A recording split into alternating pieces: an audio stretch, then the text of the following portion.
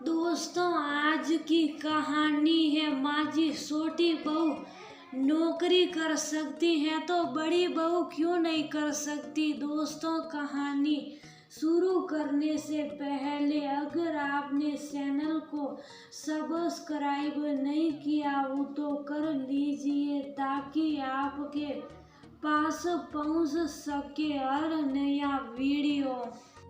Mummy जी, परसों से मुझको ऑफिस ज्वाइन करना है। मैंने जो छुट्टियां शादी के लिए ली थी वो कल समाप्त हो जाएगी। रचना देविका के पास आकर बोली। रचना को शादी होकर इस घर में 15 दिन बीत चुके थे और इस समय सिर्फ मोनिका को छोड़कर परिवार एक साथ बैठा था। मोनिका रसोई में समेटा बटोरी कर रही थी। बहू, अब नौकरी करने की क्या जरूरत। ईश्वर की कृपा से सब कुछ धन धान्य तो भरा है घर पर। देविका रचना को समझाते हुए बोली। लेकिन मम्मी जी, मेरे मम्मी पापा ने मुझको इतना ज्यादा पढ़ाया लिखाया, उसका क्या। और फिर इतनी अच्छी नौकरी जल्दी मिलती भी तो नहीं है। रचना ने अपनी बात निर्भीकता से रखी। मम्मी सही कह रही है रचना, आज के समय में अगर गृहस्थी को सुचारू रूप से चलाना है तो पति पत्नी दोनों का ही कमाना जरूरी हो जाता है। और फिर रचना की नौकरी सचमुच बहुत अच्छी है। अगर एक बार ये नौकरी छोड़ दी तो शायद दोबारा मिलना मुश्किल हो जाएगा। तभी मयूर बोल पड़ा। अब रचना की भी जिद और मयूर का भी साथ। देविका ने मजबूरी में हाँ बोल दी। लेकिन ये बात वहीं पास में बैठी परिवार की इकलौती ब्याही बेटी मंजरी को बहुत नागवार गुजरी। धीरे धीरे सब उठकर सोने चले गए अपने कमरे में। लेकिन मोनिका अभी भी रसोई में ही थी। मम्मी, ये कौन सी बात हुई कि आपने बड़ी भाभी को शादी के बाद नौकरी करने के लिए साफ मना कर दिया था और आज छोटी भाभी के जिद पर झट से मान बैठी मंजरी के शब्दों में।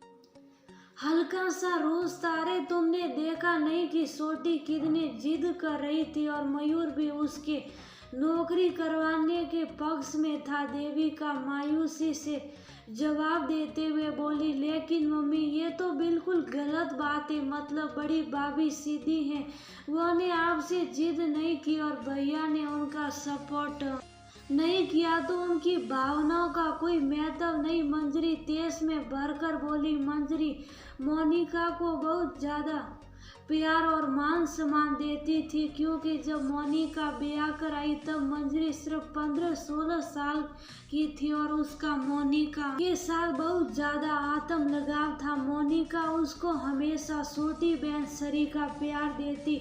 अब मैं क्या बोलूं, तुम सही कह रही हो। शायद मैंने उस समय मोनिका के साथ अन्याय किया। देविका लाचारी से बोली। मम्मी, शायद नहीं बल्कि आपने भाभी के साथ अन्याय ही किया है। लेकिन अब आपको अपनी गलती सुधारनी होगी, मंजरी ने दृढ़ संकल्प शब्दों में कहा। मम्मी, मुझको आज भी वह दिन अच्छी तरह से याद है जब आपने और भैया ने भाभी को नौकरी करने के लिए मना कर दिया था तो उन्होंने कोई भी प्रतिकार किए बगैर अपनी आंखों में आए आंसुओं को चुपचाप पी लिया था क्योंकि ये शायद उनके संस्कार थे कि बड़ों की बातों को नकारना नहीं है। चलिए आपको कुछ साल पीछे की ओर ले चलते हैं। मोनिका की बहुत अच्छी नौकरी थी। वो डिग्री कॉलेज में लेक्चर के पद पर आसीन थी। लेकिन उसकी शादी के बाद देविका ने बिल्कुल साफ मना कर दिया उसकी नौकरी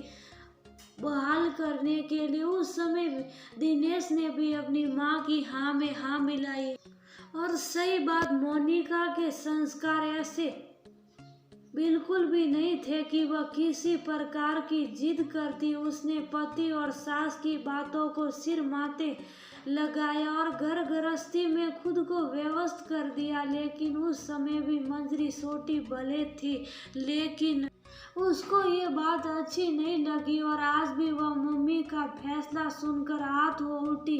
लेकिन मम्मी, अब मैं अपनी बड़ी भाभी के लिए बोलूँगी। तब मैं ना समझती, लेकिन अब मैं समझदार हो गई हूँ।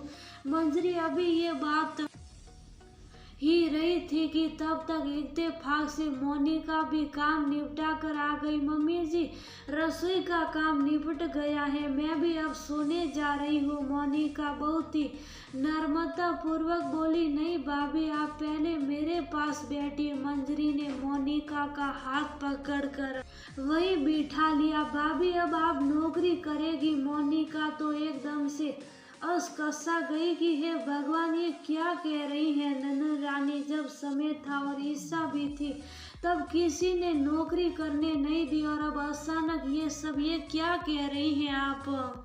जी मोनिका तो शौक पड़ी। हाँ भाभी, आपने सही सुना, अब आप भी नौकरी करेगी। जब छोटी भाभी नौकरी कर सकती हैं तो आप भी करेगी। मंजरी ने एक तरह से आदेश सुनाते हुए कहा। लेकिन जी, छोटी की नौकरी बात ठीक है, लेकिन आज अचानक मेरी नौकरी की बात कैसे उठ गई? भाभी, ये तो दोगली बात हो गई ना कि जिस घर में बड़ी बहू को नौकरी करने के लिए साफ मना कर दिया गया था, आज उसी घर में छोटी बहू ने अपनी जिद से अपनी नौकरी के लिए हाँ करवा ली। जबकि भाभी, इस घर में सबसे ज्यादा क्वालिफाइड आप है। लेकिन जी, अब तो समय बीत गया और मैं घर गृहस्थी में रमकर नौकरी की बात कहीं बहुत पीछे भूल चुकी हूँ। मोनिका के शब्दों में अजीब सी मायूसी थी। भाभी, आज आपके पास मौका है, अभी आपकी उम्र भी बहुत ज्यादा नहीं हुई है।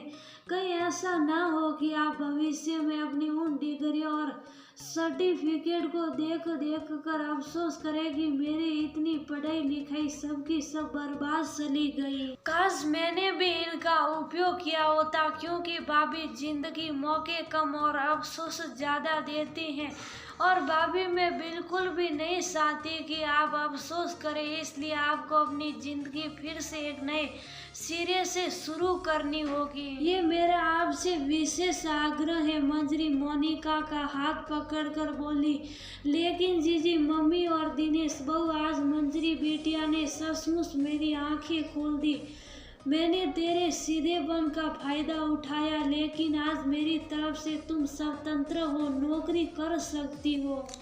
देविका ने मोनिका को दुलारते हुए कहा। और मोनिका, मैं भी अब तुम्हारे पैरों में बेड़ियां नहीं डालूंगा। मैंने पहले ही तुम्हारे साथ बहुत अन्याय किया है, लेकिन अब नहीं। जिस तरह आज मयूर ने रचना का साथ दिया, मुझको भी तुम्हारा साथ अवश्य देना चाहिए था। यही जीवन साथी का दायित्व होता है। लेकिन अब मैं अपनी गलती सुधारूंगा। दिनेश के शब्दों में अपराध बहुत साफ झलक रहा था। हे भगवान, मैं ये कोई सपना तो नहीं देख रही हूँ। मोनिका हर्षातिरेक से भरकर बोली। नहीं भाभी, अब आप फिर से अपने सपनों की उड़ान को उड़ेगी। आज मंजरी तो सबसे ज्यादा खुश थी अपने बड़े भाभी को उनका हक दिलाकर। लेकिन मम्मी जी, घर के काम और बच्चे, मैं खाना बनाने वाली लगा लूंगी और सब तो काम वाली लगी ही है, और बच्चे भी दोनों अब छोटे नहीं रहे, मैं उनको देख लूंगी।